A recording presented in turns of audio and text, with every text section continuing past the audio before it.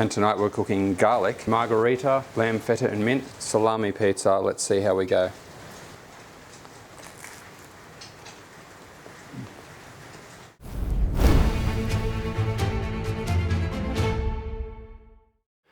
Welcome back to Rolling Flame. Today we're going to be making some Neapolitan pizza dough, and then we're going to be cooking in this Ooni Karu 16. We're going to be using the gas attachment. We recently did an unboxing and a build of this unit here. It's just going to be great to test it with the gas tonight.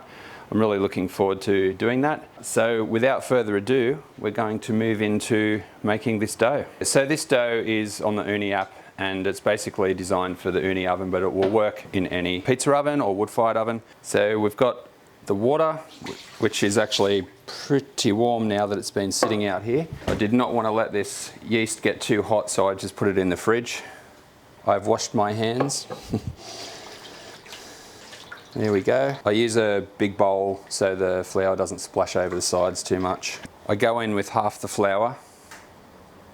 That way it's easier to incorporate the water and the flour and the yeast. I'll be leaving the salt out just for a little while. Basically, we want the water to absorb into the grains properly. It's called autolyse or autolyse. Learnt it in a bread making course recently. Salt is hygroscopic, which means it attracts water. So I tend to put the salt in last, give that water a chance to go into the grain properly. So we've just added the second half of the flour, and we're trying to incorporate the rest of the dry ingredients in there. It's what you'd call a shaggy dough, so it tears and falls apart. So that's basically a weak dough. So you'll know what a strong dough is because it becomes very elastic. So that's what they're talking about when they say strong. Strong means hard to tear. I never really understood that myself until I started doing this a few times. I tend to squeeze everything together with my hand. It's good exercise, but it tends to incorporate the dry mix quite well. And that's quite tacky now. And you'll see that as I work this for about 10 minutes or so, it'll actually become something that you can knead. So you just knead it till basically all of the dry ingredients are incorporated, as they are now. And then I just tend to roll the dough around the outside. It actually tends to pick up a lot of the dry stuff. I should really knead this for 10 minutes. It's probably been 3 or 4 minutes, because every time I do this, the moisture and the grain is interacting and the gluten protein is stretching and becoming elastic. If you do work the dough a little bit at this point, you'll have a better structure when you're making your pizza. It's less likely to tear when it gets thin. We don't want that. As mentioned before, this will just rest for, say, 20 minutes or so. Just cover that. It will rest inside the house where it's cooler, and then we'll add the salt. We'll come back.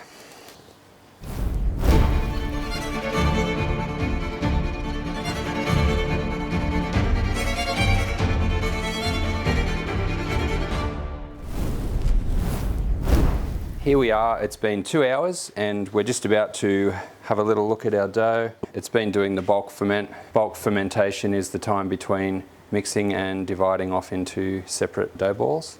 Let's have a look. So you can see it's grown significantly. What I'm about to do now is give it that little stretch that I talked about, and that's just to give it a little bit of structure or strength. I'm just going to wet my hands first, and then I just come in under the side like this and basically pull it up like so, just so it doesn't break. Up it comes, and then the last little effort at that, pull it up and fold it over.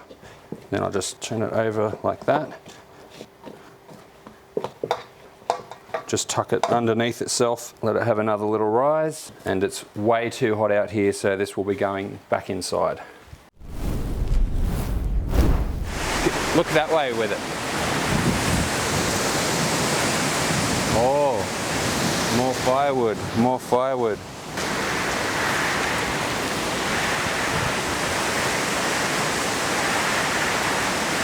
I say let's cook during the storm. Let's take the runt of the litter here. Out we go. I think we're going to need subtitles on this one. So this is going to be a garlic pizza. It's going to be an elongated shape like this one, and it's going to be a little bit thicker and a little bit bready. Hopefully we don't get struck by lightning during the filming.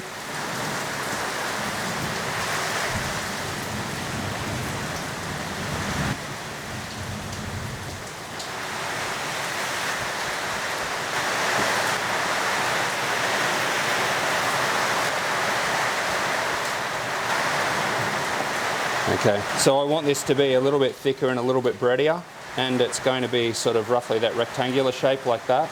Maybe just pull it out a little bit more. I will put it onto a peel.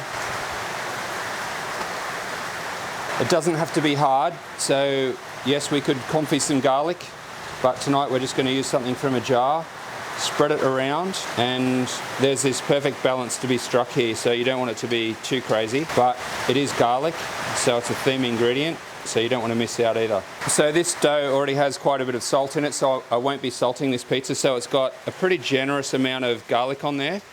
I'm just going to put a bit of olive oil on as well underneath. Bocconcini, we're just going to tear that like so, and there we go. So now the other crucial ingredient, this is fresh with thunderstorm rainwater on it, some rosemary.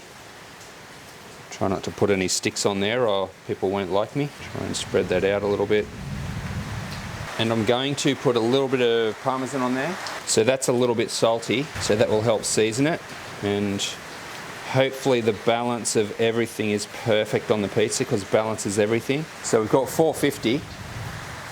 The pizza will go in and the heat will go down. And by the way, I've never done this before, but I just watched a couple of videos first, so let's see. So it's sliding on the semolina flour, as you can see. We're going in and pull back.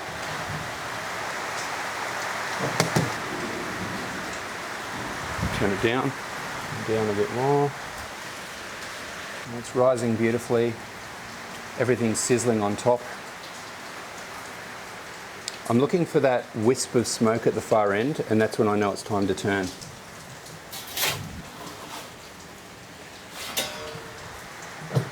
Smells amazing. So we're in this outdoor area, weathering the storm, and all I can smell is garlic pizza. It's amazing. Just dropping the door, 90 degrees.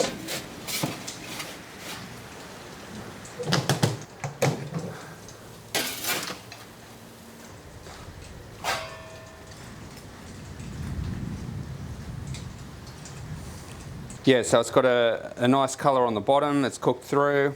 I like to be a little bit aggressive with the cooking and take it to the edge. Smells awesome, so we'll just have to see what happens.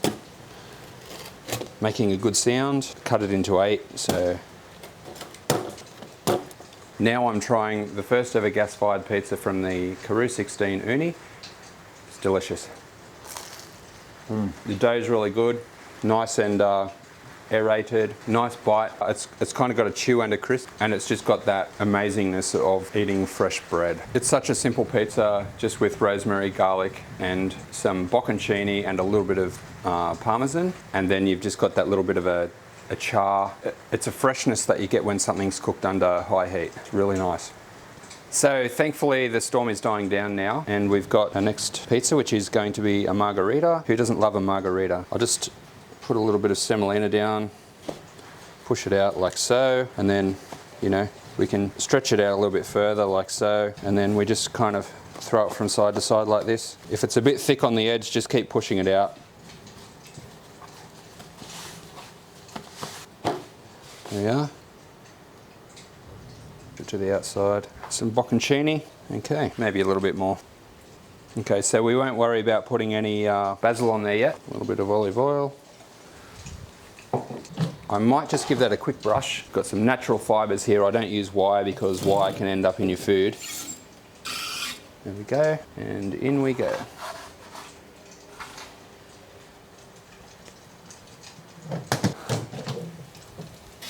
It's sticking on one corner, there we are.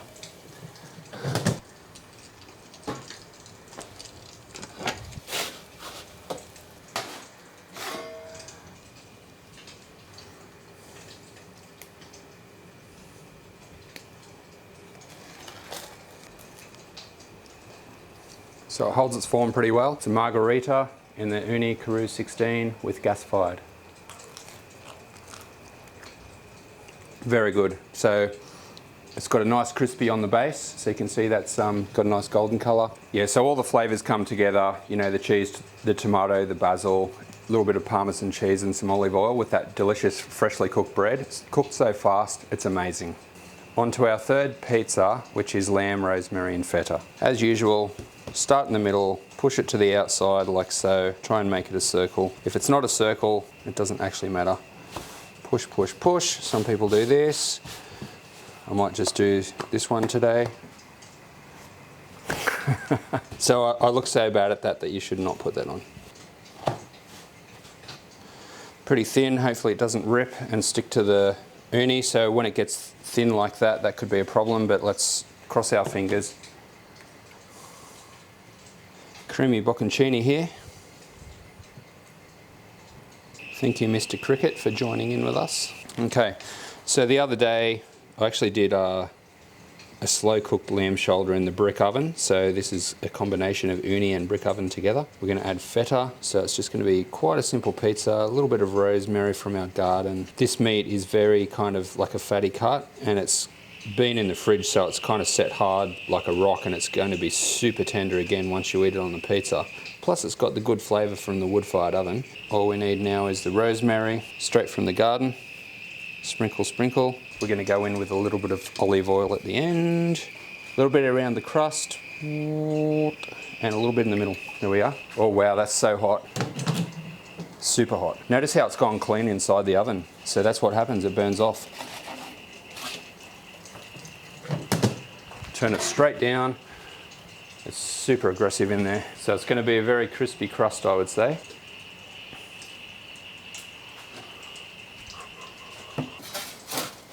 Oh, it's stuck. See, the floor's a bit hot.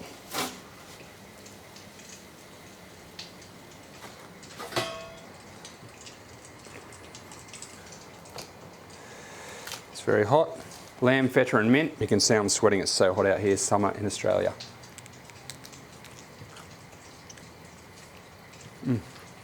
Yeah, so surprisingly, as burnt as that is on the bottom, it's actually still really nice. Like, I know there was a pause there. I just can't believe that was actually still nice, even though it looked too dark. The lamb just is amazing, and the feta, a great combination of flavors. You have to do it. Okay, so here comes a salami pizza. You know, similar to pepperoni. Let's see what happens.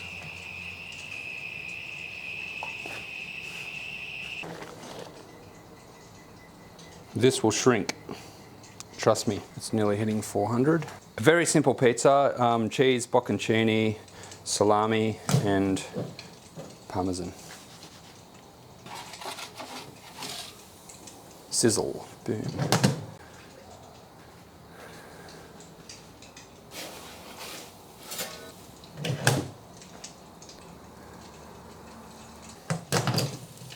Ready for the money shot? Yep. Oh, a lot of liquid on there. It's the cheese.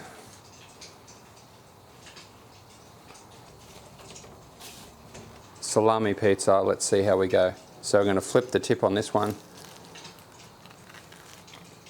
Hot, super tasty. It's got a bit of acid from probably the barbecue sauce. The salami's got a bit of fat. You know, we've got a couple of cheeses there. We've got a barbecue sauce base and the fresh bread and the bocconcini all together. It's a great bite.